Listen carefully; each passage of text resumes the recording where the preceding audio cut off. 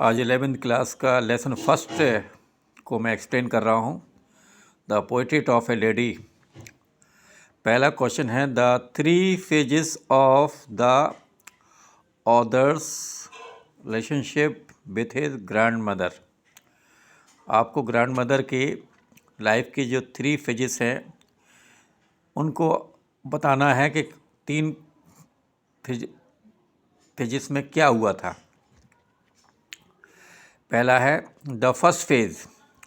पहला जो टाइम था उसमें according to the author the grand mother was very short, fat and slightly bent.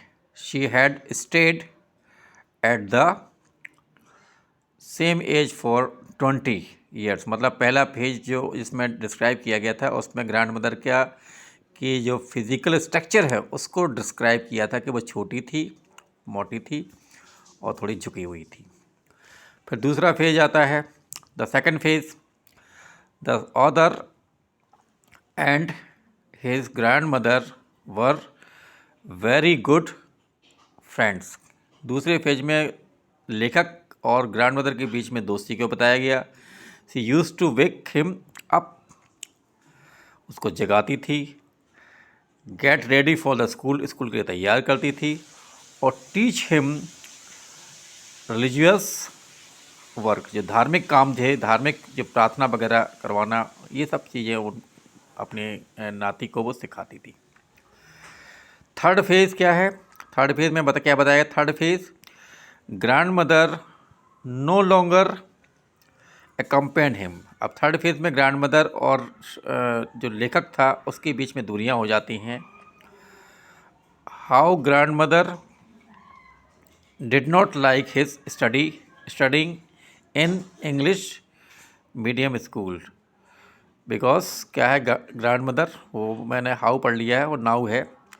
अब ग्रैंड मदर को जो लेखक जो है ना वो अंग्रेजी मीडियम में वो पढ़ता है, उससे उनको वो उन्हें अच्छा नहीं लग रहा था कि वो इंग्लिश मीडियम में पढ़ा है, इंग्लिश मीडियम के कल्चर को, संस्कारों को सीखे, धार्मिक कल्चर को भूल करके। तो ये पहला क्वेश्चन हमने डिस्क्राइब किया है। दूसरा क्वेश्चन है 3 reasons why the author's grand mother was disturb when he started to go to city school. जब वो लेखक सिटी स्कूल में पढ़ने गया तो ग्रैंड मदर डिस्टर्ब क्यों हुई थी, उसके 3 कारण आपको बताने हैं।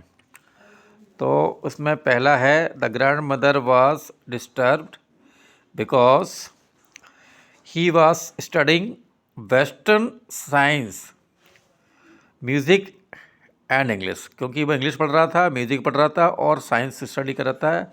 इससे वो खुश नहीं थी। वो चाहती थी कि वो उनका जो लेखक है वो धार्मिक ज्ञान सीखे, नैतिक ज्ञान सीखे।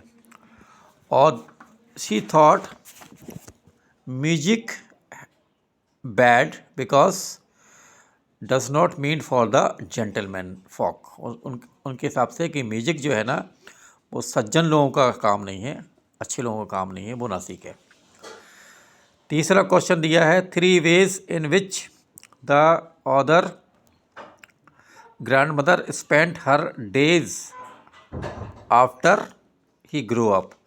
अब जैसे ही अब उनका जो नाती था वो जब बड़ा हो गया तब अब ग्रैंड मदर उससे अलग हो गई, अकेली हो गई, तब वो अपना टाइम कैसे पास करती थी, ये क्वेश्चन का अर्थ है। आंसर है when the grand mother grow up, जब वो बड़े, when the author grow up, जब ऑथर लेखक जो है ना वो बड़ा हुआ। शी एक्सेप्टेड हर सेक्लूजन, मतलब उन्होंने अपने एकांत को स्वीकार कर लिया। सेक्लूजन मतलब एकांत को स्वीकार कर लिया।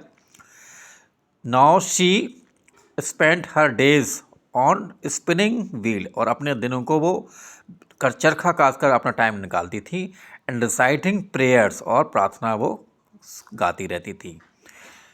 And afternoon she feed the sparrow, दोपहर के समय अपना टाइम पास करती थी चिड़ियों को दाना खिला करके। ठीक है ना।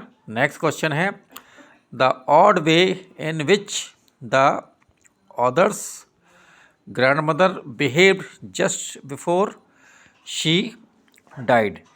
तो जब मरने के पहले उन्होंने कौन कौन सी अलग क्रिया की थी उसके बारे में क्वेश्चन में पूछा गया है। क्या क्या उनको अजीब सा उन्होंने की एक्टिविटी उनकी थी।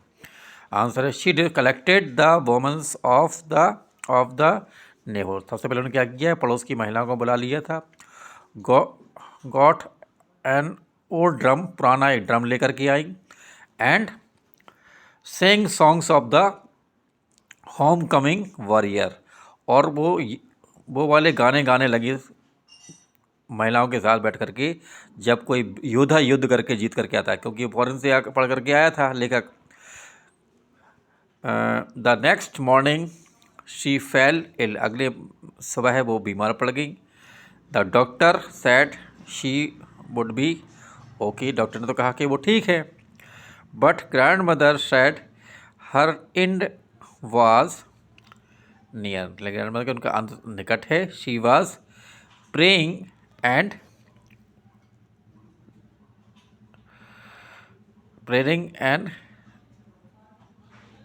रोलिंग हर रोजरी, और वो अपनी जो माला लिए थे उसको रोल कर रही थी और प्रार्थना कर रही थी। उनको पता चल गया था उनका अंत निकट है। तो इस प्रकार से ये 4 क्वेश्चन हमने डिस्क्राइब किए हैं। हम उम्मीद है कि समझ में आ गया हो। अगर कोई दिक्कत आ रही है समझ में तो हमसे पूछ सकते हैं, हम डिस्कस कर सकते हैं। आज से 11th के क्वेश्चन आंसर भी हम एक्सप्लेन करेंगे इसी प्रकार से। Thank you.